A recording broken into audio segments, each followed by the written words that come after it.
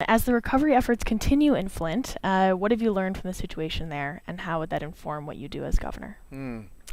Well, my understanding of Flint actually comes from patients that live in Flint that travel to Saginaw for their health care because they no longer trust the healthcare system and what they're hearing from Lansing there in Flint. And so what happened is tragic. I would call it a poisoning in a sense because of the high lead levels that moms received when they were pregnant and little kids and so forth.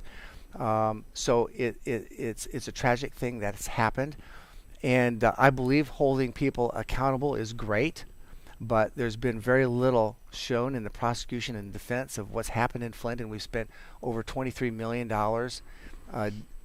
doing that, and that's money that could have been used. That's taxpayer money. It could have been used for roads, and so I have, that is a huge issue.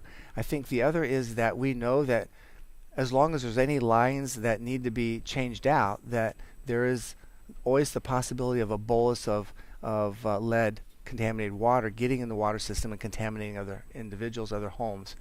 And so it just seems a little crazy to me that we would tell the people of Flint that you have to drink bottled water until all the lines are out. However, then we take the bottled water away. And so I think there's a conflict there that needs to be resolved. Let me go back to something that you said, that there has been $23 million spent in the investigation and the prosecution following the Flint water crisis. Are you saying that that prosecution and investigation should not have happened, that we should have not spent that money to find out and to backtrack what may have happened?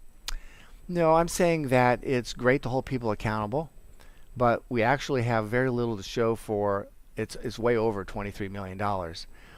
We need to change out the water lines. I think that the key is here not so much the fact that we're prosecuting and defending everybody in Flint, but while we're doing that, the water lines are not changed out. And so my emphasis would be on getting the water lines changed.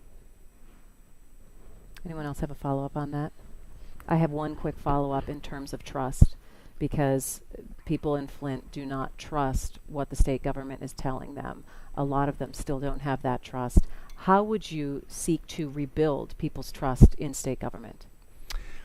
I think you have to acknowledge when you've messed up.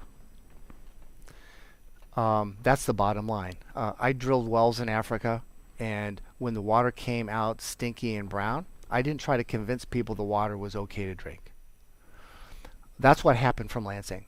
I appreciate Governor Snyder. You know, he was the leader. You know, he took all the responsibility for what happened, but he isn't the only one that knew the water was bad, and not by a long stretch.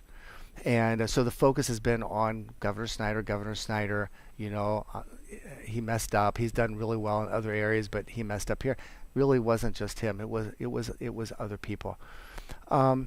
Trust comes over time of being consistent with your message and actually showing that you love the people there, that you really care for them. And you understand the trauma, almost like a post-traumatic stress disorder. You understand the trauma that's been caused when you've told someone that everything is okay, and then they find out that it's not okay, and that you knew it wasn't okay for such a long period of time. It will take years for people to forgive, to forget, and to recover from what happened in Flint.